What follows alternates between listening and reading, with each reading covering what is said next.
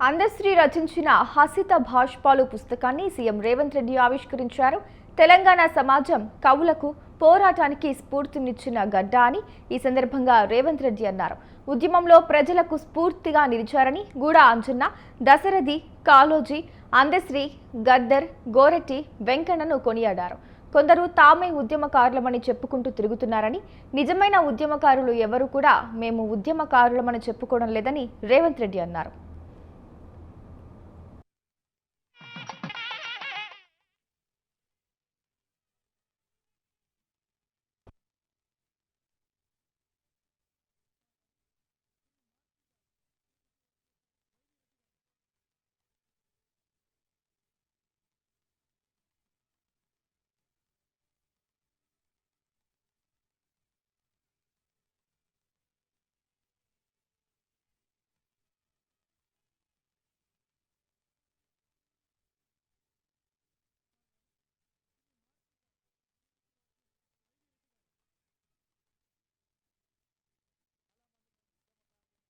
వచ్చినామని చెప్పుకుంటూ ఉంటారు. కానీ నిజమైన ఉద్యమకారుడు ఎవరు, నేను ఉద్యమకారుని అని చెప్పుకోలే. దానికి ఉదాహరణే అందశ్రీ గారు. చెగువేరా నుంచి మొదలు పెడితే అందశ్రీ వరకు ఉద్యమంలో ప్రజలకు స్ఫూర్తినిచ్చి లక్షలాది మందిని ఉద్యమ బాటను నడిపించి విజయ పథం వైపు నడిపించిన వాళ్ళు సర్వం కోల్పోయారు. కానీ కొద్దిమంది వ్యక్తులు ఉద్యమకారులమని చెప్పుకునే వాళ్ళకు టీవీలు వచ్చినాయి, పేపర్లు వచ్చినాయి, ఫామ్ హౌజులు వచ్చినాయి, వేల కోట్ల పెట్టుబడులు వచ్చినాయి. అయినా మేము ఉద్యమకారులమని చెప్పుకుంటూ ఉంటాం. ఈ రెండింటికున్న అంతరం ఏందో అందశ్రీ గారే చెప్పాలి. నాకైతే అర్థం కాలే ఇప్పటి వరకు. మేము ఉద్యమాన్ని కూడా ఆసరగా చేసుకున్న రాజకీయ నాయకులమే అని నేను అనుకుంటా తప్పితే ఉద్యమకారులు అనే గొప్ప పదాన్ని మాకు మేము ఆపాదించుకుంటే అది సరైనది కాదేమో అని నేను అనుకుంటా. రాజకీయ ఉద్యమం నేపథ్యంలో రాజకీయ ప్రయోజనాన్ని అంచనా వేసుకొని గాలి ఏ వైపు వీస్తుందో అంచనా వేసుకొని గాలికి అనుకూలంగా ప్రణాళికలు సిద్ధం చేసుకొని పేగుబంధం తెంచుకొని దేశానికే నాయకత్వం కావాలి, నాయకుడు కావాలని దురాశతోని బయలుదేరి ఉన్నది పోయింది ఉంచుకుంది పోయింది అనే పరిస్థితులు ఈరోజు రాష్ట్రంలో రావడం జరిగింది. చాలా మంది మేము ఉద్యమకారులం, ఉద్యమాల నుంచి వచ్చినామని చెప్పుకుంటూ ఉంటారు. కానీ నిజమైన ఉద్యమకారుడు ఎవరు, నేను ఉద్యమకారుని అని చెప్పుకోలే. దానికి ఉదాహరణే అందశ్రీ గారు. చెగువేరా నుంచి మొదలు పెడితే అందశ్రీ వరకు ఉద్యమంలో ప్రజలకు స్ఫూర్తినిచ్చి లక్షలాది మందిని ఉద్యమ బాటను నడిపించి విజయ పథం వైపు నడిపించిన వాళ్ళు సర్వం కోల్పోయారు. కానీ కొద్దిమంది వ్యక్తులు ఉద్యమకారులమని చెప్పుకునే వాళ్ళకు టీవీలు వచ్చినాయి, పేపర్లు వచ్చినాయి, ఫామ్ హౌజులు వచ్చినాయి, వేల కోట్ల పెట్టుబడులు వచ్చినాయి. అయినా మేము ఉద్యమకారులమని చెప్పుకుంటూ ఉంటాం. ఈ రెండింటికున్న అంతరం ఏందో అందశ్రీ గారే చెప్పాలి. నాకైతే అర్థం కాలే ఇప్పటి వరకు. మేము ఉద్యమాన్ని కూడా ఆసరగా చేసుకున్న రాజకీయ నాయకులమే అని నేను అనుకుంటా తప్పితే ఉద్యమకారులు అనే గొప్ప పదాన్ని మాకు మేము ఆపాదించుకుంటే అది సరైనది కాదేమో అని నేను అనుకుంటా. రాజకీయ ఉద్యమం నేపథ్యంలో రాజకీయ ప్రయోజనాన్ని అంచనా వేసుకొని గాలి ఏ వైపు వీస్తుందో అంచనా వేసుకొని గాలికి అనుకూలంగా ప్రణాళికలు సిద్ధం చేసుకొని పేగుబంధం తెంచుకొని దేశానికే నాయకత్వం కావాలి, నాయకుడు కావాలని దురాశతోని బయలుదేరి ఉన్నది పోయింది ఉంచుకుంది పోయింది అనే పరిస్థితులు ఈరోజు రాష్ట్రంలో రావడం జరిగింది. చాలా మంది మేము ఉద్యమకారులం, ఉద్యమాల నుంచి వచ్చినామని చెప్పుకుంటూ ఉంటారు. కానీ నిజమైన ఉద్యమకారుడు ఎవరు, నేను ఉద్యమకారుని. రంగారెడ్డి జిల్లా చేవెళ్లలో పర్యటించారు రాష్ట్ర పంచాయతీరాజ్ శాఖ మంత్రి సీతక్క.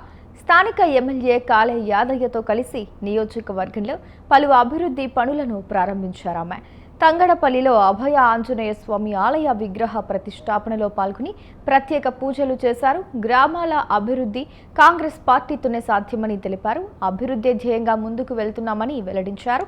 ఉచిత బస్సు, 200 యూనిట్ల ఉచిత కరెంటు, ప్రతి ఇంటికి సన్నబియ్యం, రేషన్ కార్డులు, రైతు భరోసా లాంటి పథకాలు ఎన్నో ప్రజలకు అందిస్తున్నామని వివరించారు. ఈ కార్యక్రమంలో మహేందర్ రెడ్డి, మధుసూదన్ రెడ్డి పార్టీ నేతలు పాల్గొన్నారు.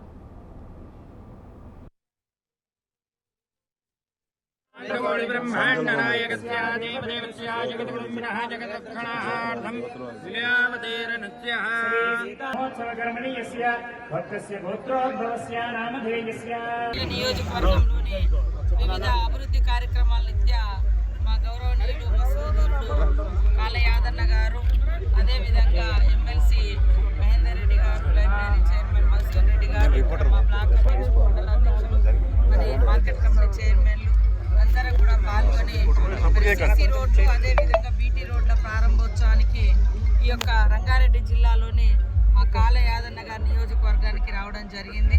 అదే కాకుండా వికారాబాద్ జిల్లాలో కూడా చేవెళ్ల నియోజకవర్గానికి సంబంధించి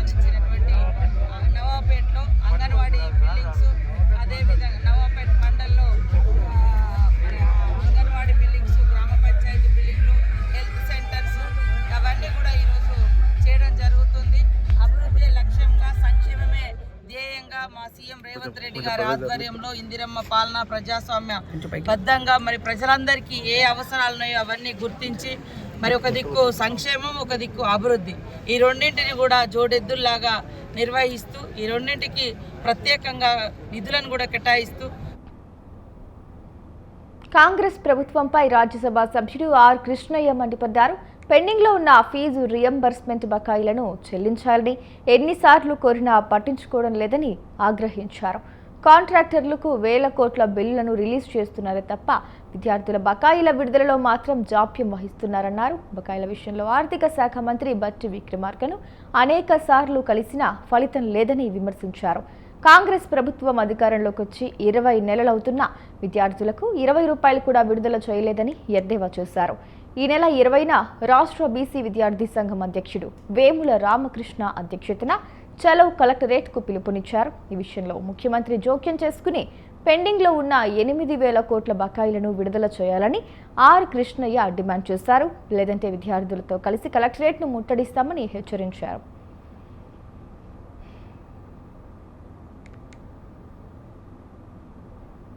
విద్యాశాఖ మంత్రిని అవినీతిని అరికట్టాలి, ప్రభుత్వంలో అవినీతిని అరికట్టాలి, ప్రభుత్వంలో అవినీతి మంత్రులను తొలగించాలి, అవినీతి మంత్రులను పెండిన ఫీజుల బకాయిలు వెంటనే విద్యాశాఖ మంత్రిని అవినీతిని అరికట్టాలి, ప్రభుత్వంలో అవినీతిని అరికట్టాలి, ప్రభుత్వంలో తొలగించాలి, అవినీతి మంత్రులను తొలగించాలి, అవినీతి మంత్రులను పిల్లలకు ఫీజు రియంబర్స్మెంట్ ఉంది, స్కాలర్షిప్ ఉంది, ఇవ్వడం లేదు. మేము చదవాలన్నా మళ్ళీ కొనకాడికి చేపల కాడికి పోవాలన్నా బట్టలు ఉతకాలన్నా కటింగ్ చేయాలన్నట్టు అని బట్టి దగ్గరికి ఒక్కసారి ప్రగతి భవన్కు డప్పులు కొట్టుకుంటా, బట్టలు ఉతుక్కుంటా, గొల్లు బల్లు మేకలు తీసుకొని కట్టుకోలే కత్తులు తీసుకొని ఆడ వచ్చి నిరసన చెప్తామని, కుల వృత్తులను పెట్టి నిరసన చెప్తామని చెప్పి హెచ్చరిస్తున్నారు. ఏం తమాషా ఉన్నా ముఖ్యమంత్రి 2 సార్లు చెప్పారు, పిల్లల ఫీజులు ఉంచుకోకుండా చదువుకునే పిల్లల వాళ్ళు మనం వాళ్ళకి ఇంటిగ్రేటెడ్ స్కూల్ పెడుతున్నాం, అందరు ఇంజనీరింగ్ చదువుతున్నారు, పేద కులాలందరూ చదువుకుంటూ ఇచ్చేయాలని చెప్పి ఆఫీసర్లకు చెప్పారు. కానీ ఇంతవరకు రిలీజ్ చేయలేదు. అందుకు మేమందరం ఇప్పటికే గత సంవత్సరం చాలా ధర్నాలు చేశాం, కలెక్టరేట్ ముట్టడి చేశాం, అనేక ఉద్యమ కార్యక్రమాలు చేశాం. కానీ ప్రభుత్వం దిగిరావడం లేదు, చెవిటను ముంగట శంఖమైనట్టే ఉంది. అందుకుగాను మొన్ననే బట్టి కూడా కలిసాము, మర్యాద చెప్పాం, 2 రోజులు 3 రోజులు అయిపోయింది. అందుకే ఈ స్వర్గీయ కొరవి కృష్ణ ముదిరాజ్ 132వ జయంతి ఉత్సవాలను తెలంగాణ రాష్ట్ర ముదిరాజ్ కమిటీ ఆధ్వర్యంలో ఘనంగా నిర్వహించారు. ఈ సందర్భంగా కొరవి కృష్ణ కుటుంబ సభ్యులను ఘనంగా సన్మానించి జ్ఞాపికలను అందజేశారు. ఆయన చేసిన సేవలు మరువలేనివని గుర్తు చేశారు. కాసాని జ్ఞానేశ్వర్ ఆయన కుటుంబ సభ్యులను సన్మానించుకోవడం చాలా ఆనందంగా ఉందని తెలిపారు. ముదిరాజులను డి గ్రూప్ నుంచి ఏ గ్రూప్లో చేర్చాలని సుప్రీంకోర్టు తీర్పు ఇచ్చినా ఆమోదించడంలో ప్రభుత్వం జాప్యం చేస్తుందని మండిపడ్డారు. కాంగ్రెస్ ప్రభుత్వానికి చిత్తశుద్ధి ఉంటే ముదిరాజులకు ఇచ్చిన మాట నిలబెట్టుకోవాలని డిమాండ్ చేశారు.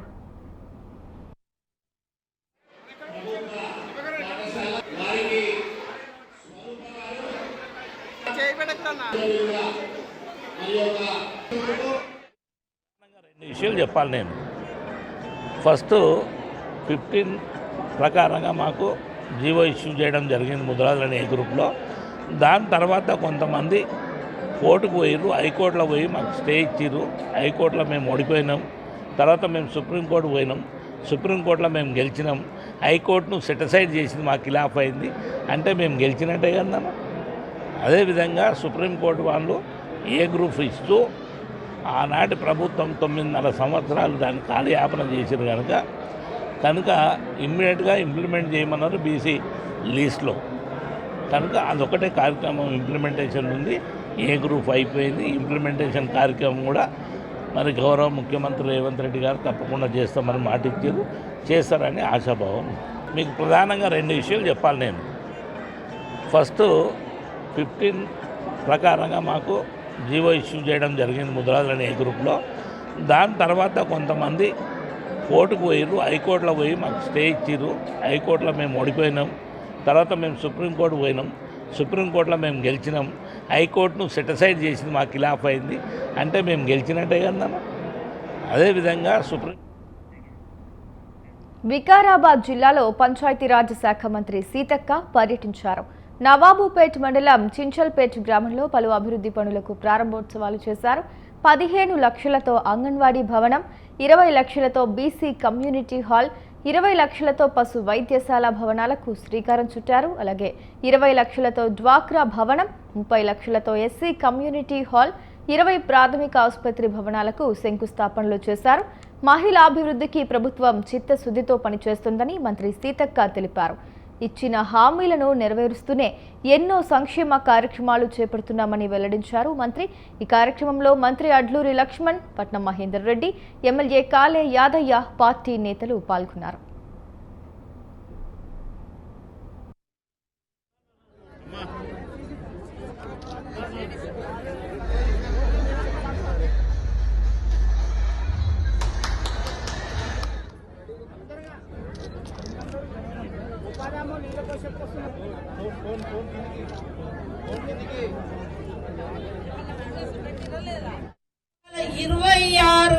కోట్ల రూపాయలు మహిళల సంఘాలు, మహిళా సంఘాల వాళ్లకు బ్యాంకులో అప్పులు ఇచ్చారు.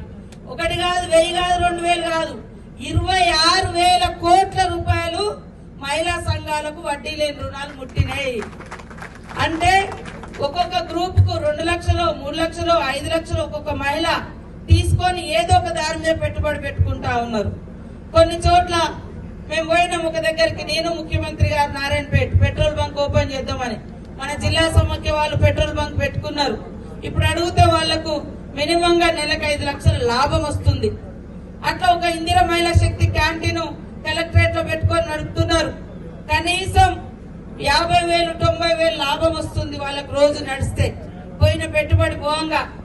అదే కాకుండా మహిళా సంఘంలో ఉంటే వడ్డీ లేని రుణంతో పాటు ఇవాళ దురదృష్టంగా మనం ఎటన్నా పోతుంటే ఏదైనా యాక్సిడెంట్ కావచ్చు. అదే నువ్వు బయట ఉంటే నీకెవరు ఇయ్యరు. కానీ మహిళా సంఘం సభ్యురాలుగా ఉంటే 10 లక్షల రూపాయలు ఇన్సూరెన్స్ ఇస్తున్నాం. ఇవాళ 26,000 కోట్ల రూపాయలు. సికింద్రాబాద్ సృష్టి ఫెర్టిలిటీ కేసులో పోలీసుల దర్యాప్తు కొనసాగుతోంది. ఈ కేసులో నిందితురాలు డాక్టర్ నమ్రత నేరాంగీకార పత్రంలో కీలక అంశాలు నమోదు చేశారు. నమ్రత నేరాన్ని అంగీకరించినట్లు పోలీసులు తెలిపారు. నేరాంగీకార పత్రంలోని వివరాల ప్రకారం విజయవాడ, సికింద్రాబాద్, విశాఖలో ఫెర్టిలిటీ సెంటర్లు నడిపారు. సరోగసి పేరుతో నమ్రత 20 లక్షల నుంచి 30 లక్షలు వసూలు చేశారు. ఏజెంట్లను నియమించుకుని పిల్లలను కొనుగోలు చేశారు. ఆసుపత్రికి వచ్చే గర్భిణులకు డబ్బులు ఆశ చూపి శిశువు విక్రయానికి ఒప్పందం చేసుకున్నారు. ప్రసవం తర్వాత బాలింతల నుంచి పిల్లల్ని కొనుగోలు చేశారు. ఆ పిల్లలను సరోగసి ద్వారా పుట్టిన వారిగా నమ్మించారు.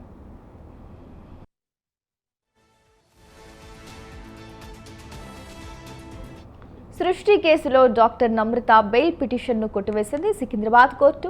నమ్రతతో పాటు ఆమె కుమారుడు జయంత్ కృష్ణ బెయిల్ పిటిషన్ను కొట్టివేసింది.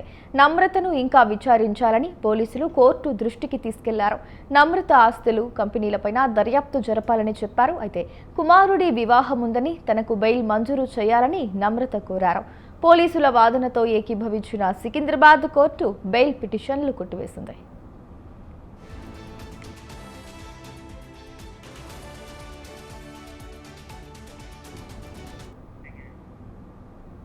ఖజానా జ్యువెలర్స్ చోరీ కేసులో 2 నిందితులను సైబరాబాద్ పోలీసులు అరెస్టు చేశారు.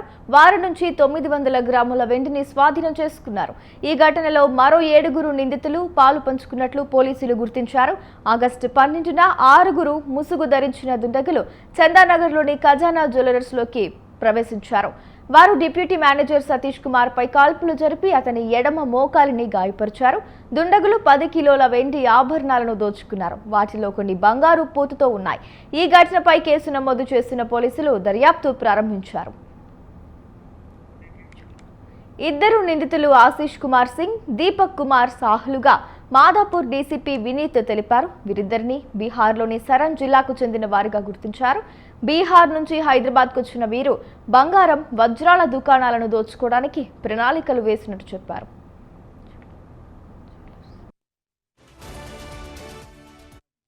చందానగర్లో జరిగిన డకాయిత్ కేసులో అంటే మార్నింగ్ 10:30కి ఒక 6 ఆర్మ్డ్ అసైలెంట్స్ వచ్చి అక్కడ ఒక డిప్యూటీ మేనేజర్ని కాల్కి ఫైరింగ్ చేసి తర్వాత అక్కడి నుంచి ఐటమ్స్ని దోచుకొని పారిపోయారు. ఈ విషయం వచ్చాకనే మనము డకాయితీ కింద అలాగే ఆర్మ్స్ యాక్ట్ కింద కేసులు కట్టేసి తర్వాత మన team under the supervision of CP Cyberabad sir, SOT, మన లా అండ్ ఆర్డర్ అలాగే క్రైమ్స్ టీం అందరూ కూడా దాని మీదే ఇన్వెస్టిగేషన్ చేయడం జరిగింది. దీంట్లో మనకు ఆ 7 పీపుల్ ఐడెంటిఫై అయ్యారు. దాంట్లో 2 అరెస్ట్ చేశాము. అరెస్ట్ చేసి వాళ్ళ కస్టడీ నుంచి మనం ఒక 900 grams of items, silver items which are gold coated, దాన్ని సీజ్ చేశాం. సో వాళ్ళ 2 కూడా జ్యుడిషియల్ రిమాండ్ చేశాము. ఫర్దర్ దీంట్లో మనకు ఈ 7 కూడా బీహార్కి చెందిన వ్యక్తులు, సారన్ డిస్టిక్ అండ్ సివాన్ డిస్టిక్ కి చెందిన వ్యక్తులు. అక్కడ ఒక్కొక్కరి మీదే 3 to 4 కేసెస్ ఉన్నాయి. దాంట్లో ఒకటి మీదే దాదాపు 10 కేసులు పైన ఉన్నాయి.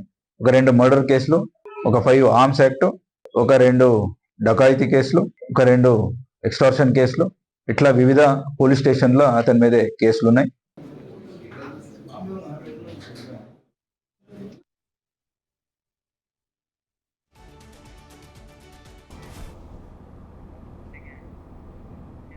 వినాయక చవితి దగ్గరకొస్తున్న వేళ రాష్ట్ర వ్యాప్తంగా మట్టి వినాయకుల విగ్రహాలను ప్రతిష్ఠించి పర్యావరణాన్ని కాపాడాలని జై గణేష్ సేవా సమితి విజ్ఞప్తి చేసింది. సోమాజిగూడ ప్రెస్ క్లబ్లో దీనికి సంబంధించిన పోస్టర్ను విడుదల చేశారు ఎమ్మెల్సీ దయానంద్.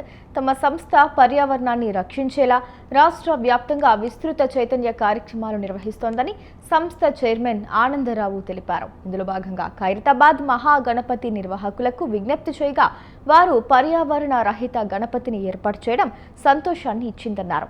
ఇదే స్ఫూర్తితో మట్టి గణపతులనే పూజిద్దాం, పర్యావరణాన్ని కాపాడుదామంటూ ప్రచారం చేస్తామని వెల్లడించారు.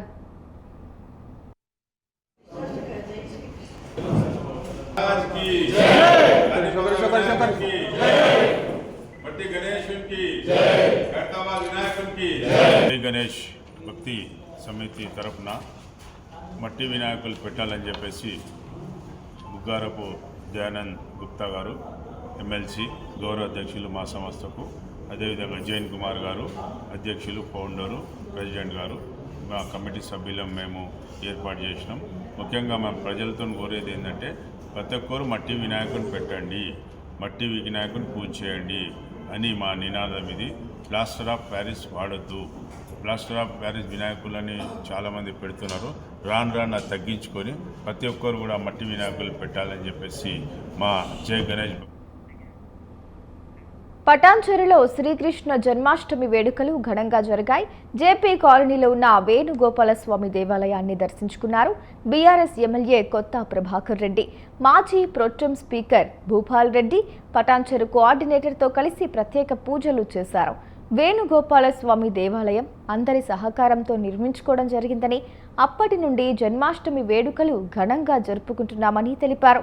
భక్తులు అధిక సంఖ్యలో పాల్గొని స్వామివారి తీర్థ ప్రసాదాలు స్వీకరించాలని కోరారు. అనంతరం స్థానిక కార్పొరేటర్ మెట్టు కుమార్ యాదవ్ ఎమ్మెల్యే కొత్త ప్రభాకర్ రెడ్డిని గజమాలతో సత్కరించారు.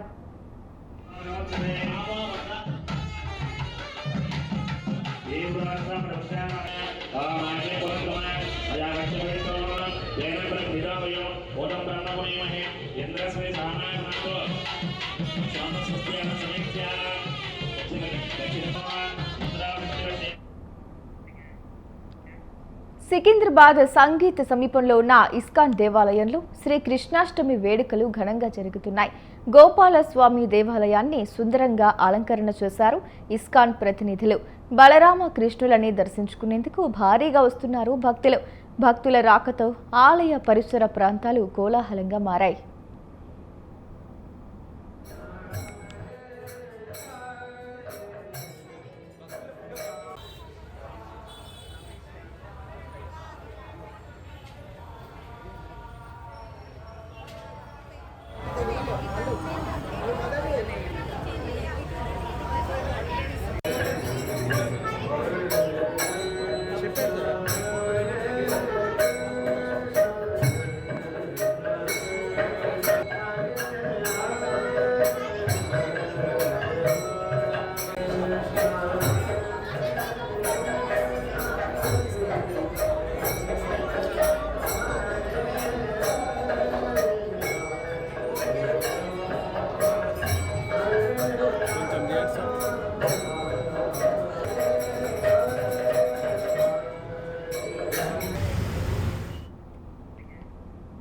సికింద్రాబాద్లో కొరివి కృష్ణస్వామి జయంతి వేడుకలను ఘనంగా నిర్వహించారు ముదిరాజులు.